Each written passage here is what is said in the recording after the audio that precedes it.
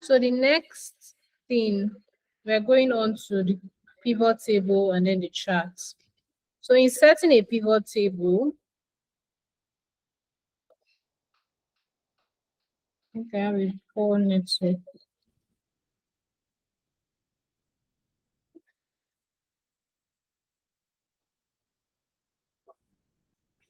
Okay. Going to export. So you go to insert, you go to pivot table. Let me go back a bit and start that again. You go to insert, you go to pivot table. Then when this menu comes up, you can choose to place the pivot table in this sheet or in a new sheet. So in a new one, you click this and then this sheet, an existing one. So you're selecting the data range where you want to pull this information from, and then you create.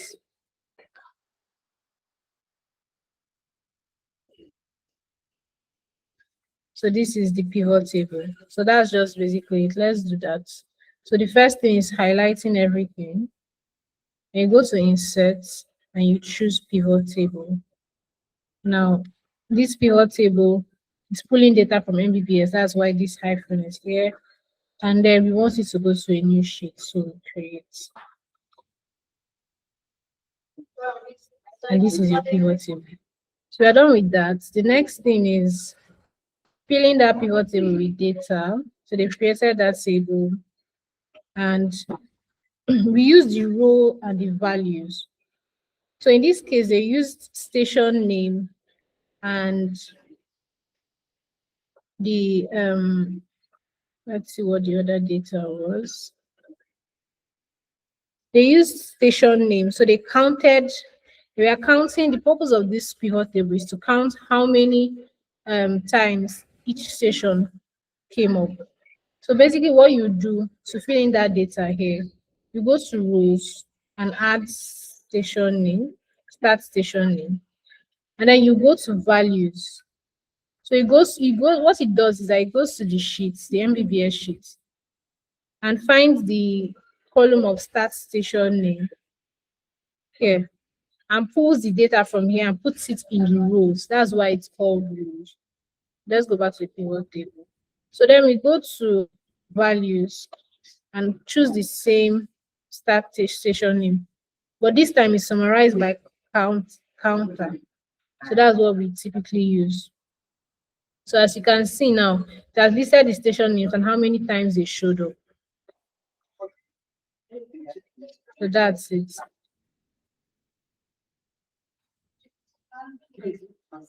So now, before you can do anything with this data, this just represents it. Before you can do anything with this data, you have to copy it out. So that's what the next step did. The pivot table data was then copied out, right? As copy pivot table. They highlighted this. Let me get to full screen.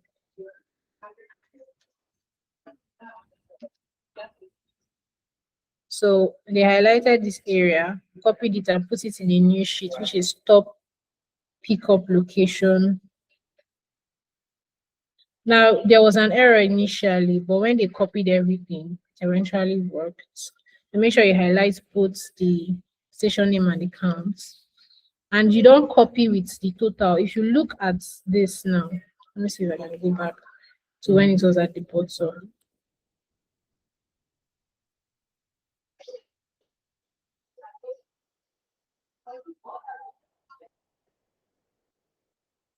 And they're highlighting, they don't highlight the grand total at the bottom.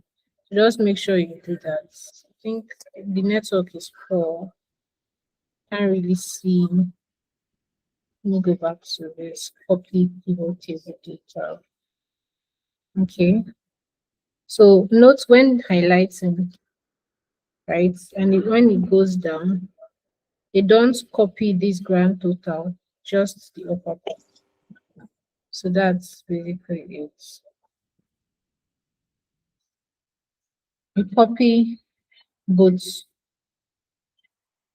and get it down to this. So since this sheet is already used, let's just find that particular one. Top pickup location. So you copy and paste. This was done later. I'll just delete this. We'll get to this eventually. So copied and pasted. Now let's go back to the video. After that, the sum and average with the pivot table was the next thing that was done. Now, if you look over here, let me get this to full screen. They created another pivot table and added age groups as a rule. And then for the value, they added the trip duration in minutes. So they are comparing how long each age group has spent on a trip in minutes. So this was the pivot table. Now, if you notice up here, it's saying sum. And this trip duration in minutes, you can see that it's summarized by sum. So if you click this drop down arrow, you can choose how you want to summarize. The other one was count. We are counting how many station names. But in this case, it is the sum. So you can choose whatever you want from this drop down arrow. You can choose average. There are different options. So let's see. Okay, it's played. So they just swapped it to average now. Let me go back a bit. They just chose average now. And it has changed to average. So you can toggle between whatever you want to summarize your data by to get the best presentation. So that's for the next step. Now the next one is adding columns in the pivot table. Up until now, in our pivot tables, let me pause this video before I leave. In our pivot tables, we've been adding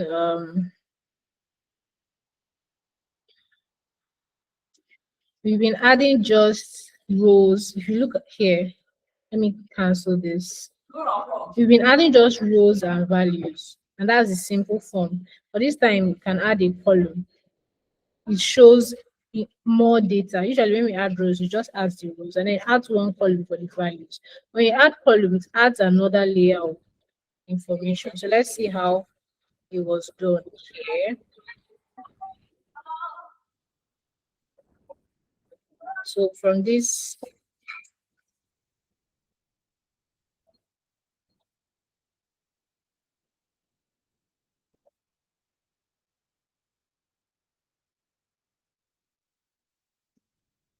okay, I think it started from here.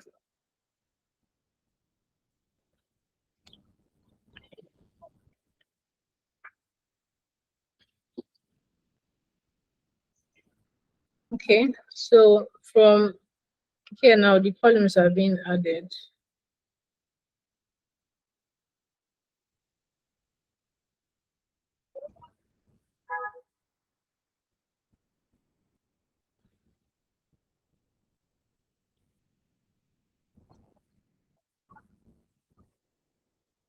Now you see what just happened.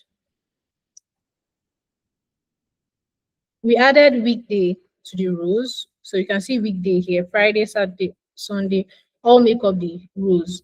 Then the column is now user type. So you can see it up here, user type. And then under user type, you have either one time or subscriber. Those are the two user type information we have. And then for values, you now use the bike ID. So the bike ID are the values inside the table. The user type represents the columns, and then the weekday represents the rows. So this is a way of integrating the data to see everything, and this is the grand total both ways. Although this is user ID, so it shouldn't really be added up. That's a way of adding columns. And you can see it was changed to count because count is a better representation for this data than sum because it's ID. So you rather count the IDs than sum them. So that's for, and that was what we explained with this place, converting sum to count for this particular table. So now the last thing on the pivot table is just transferring the data, copying and pasting over here. So that was what was done. And that's it for the pivot table. You can also watch further videos to see how you can manipulate the pivot table. This is just a baseline. Now, the last thing is the charts. From the data we've gotten from the pivot table, you can now create the charts. And charts can be anything. You can choose a bar chart, a pie chart. So what you do is you highlight the data you choose you want to use. In this case, he highlighted the column and then he sorted. Now, note that when you eventually see the data, you understand why there was sorting before the chart was created, because you're arranging in when you sort, if you remember from the previous explanation, you arrange from ascending to descending or descending to ascending.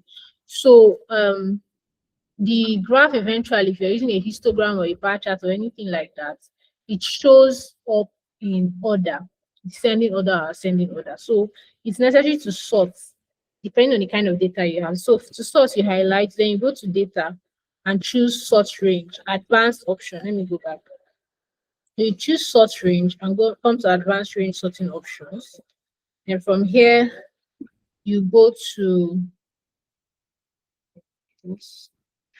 From here, this pops up because you have header rows. We click header rows and then we sort from in descending order.